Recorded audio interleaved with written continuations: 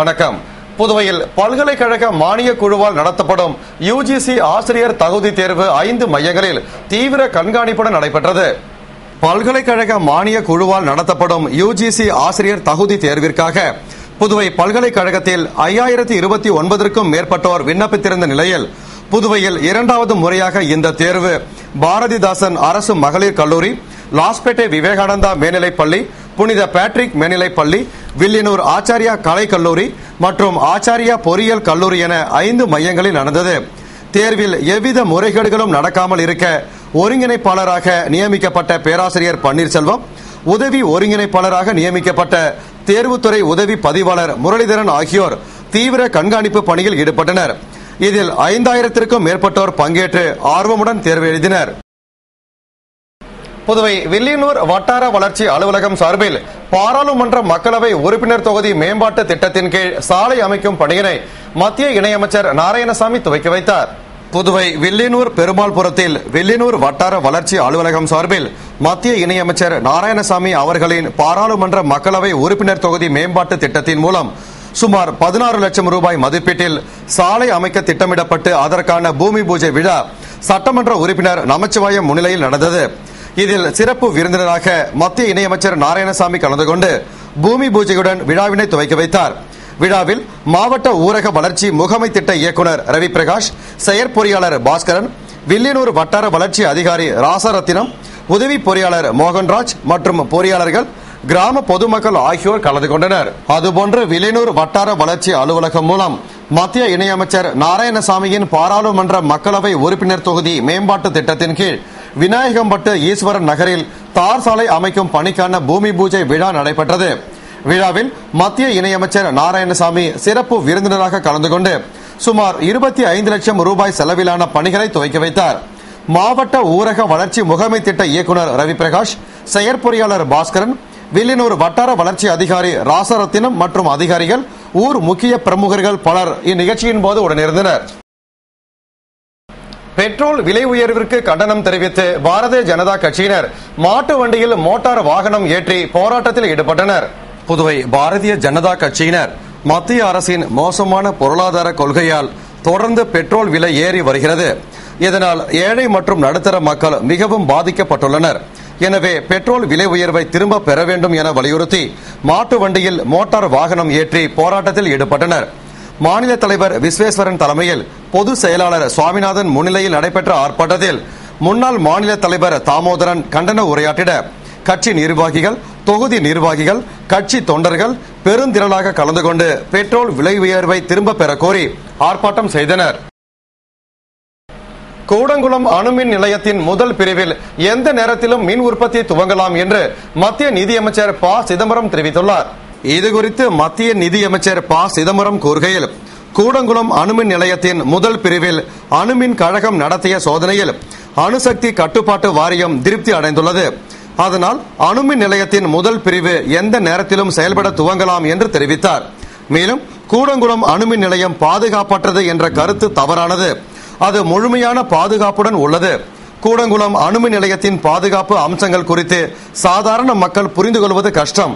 மொத்தத்தில் அணுமின் சக்தி பாதுகாப்பானது மற்றும் சுற்றுச்சூழலுக்கு உகந்தது. கார்பன் டை ஆக்சைடால் சுற்றுச்சூழல் மாசுபடுவதை தடுக்க அணுமின் சக்தி மிகச் சிறந்த பதிலாகும். உலக நாடுகளில் தற்பொழுது 66க்கும் மேற்பட்ட அணு உலைகள் உள்ளன. அவற்றில் 7 உலைகள் இந்தியாவில் உள்ளன. மேலும் நம் நாட்டில் அணுமின் நிலையங்கள் பாதுகாப்பாக இருக்க தேவையான அனைத்து நடவடிக்கைகளும் எடுக்கப்பட்டுள்ளன என்று கூறினார். புதுவை லாரி உரிமையாளர்கள் சங்கம் சார்பில் வரும் 17ஆம் தேதி முதல் நடைபெற உள்ள லாரிகள் வேலைநிறுத்த போராட்டத்திற்கு தமிழ்நாடு லாரி உரிமையாளர்கள் சம்மேளனம் ஆதரவு தெரிவித்துள்ளது. புதுவை மாநிலம் மேட்டுப்பாளையத்தில் கனரக வாகனங்கள் நிறுத்தும் இடத்தில் அடிப்படை வசதிகள் செய்து தரக்கோரி லாரி உரிமையாளர்கள் பல கட்ட போராட்டங்கள் நடத்தி வந்த நிலையில் வரும் 17ஆம் தேதி முதல் கால வரையற்ற லாரிகள் வேலைநிறுத்த போராட்டத்திற்கு அழைப்பு விடுத்துள்ளனர்.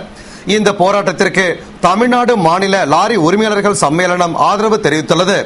தமிழகத்திலிருந்து புதுவைக்கு தினசரி ஏறத்தாழ 1000 லாரிகள் சென்று வருகின்றன.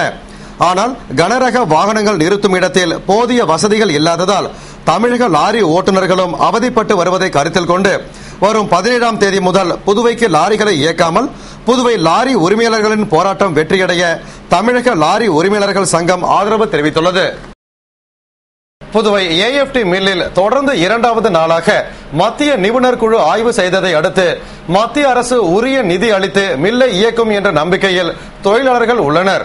புதுவை AFT மில்லை ஆய்வு செய்ய NTC அதிகாரி அருள்சாமி தலைமையில் மத்திய நிபுணர் குழுவினர் புதுவைக்கு வந்து முதற்கட்டமாக மில்லின் A மற்றும் B யூனிட்டை ஆய்வு செய்து மில்லின் நிலை குறித்து தலைவர் பாலன், மேலாண் இயக்குனர் சுந்தரம் மற்றும் அதிகாரிகளிடம் கேட்டறிந்தனர். இதன் பின்னர் தொடர்ந்து 2வது நாளாக குறும்பாப்பட்டு, மேட்டுப்பாளையம் ஆகிய இடங்களில் உள்ள கார்மெண்ட்ஸ் உள்ளிட்ட இடங்களையும் பார்வையிட்டனர். மேலும் தற்பொழுதைய மில்லின் நிலை குறித்தும் புனரமைக்க தேவையான நிதி உள்ளிட்ட தகவல்கள் குறித்து மத்திய ஜவுளித்துறையிடம் அறிக்கை தாக்கல் செய்ய உள்ளதாகவும் அதன் பிறகே மத்திய அரசு இறுதி முடிவு எடுக்கும் என்று தெரிவித்தனர். இந்நிலையில் மத்திய இணையமைச்சர் நாராயணசாமியின் முயற்சியால் மத்திய குழு புதுவைக்கு வந்து ஆய்வு செய்தது.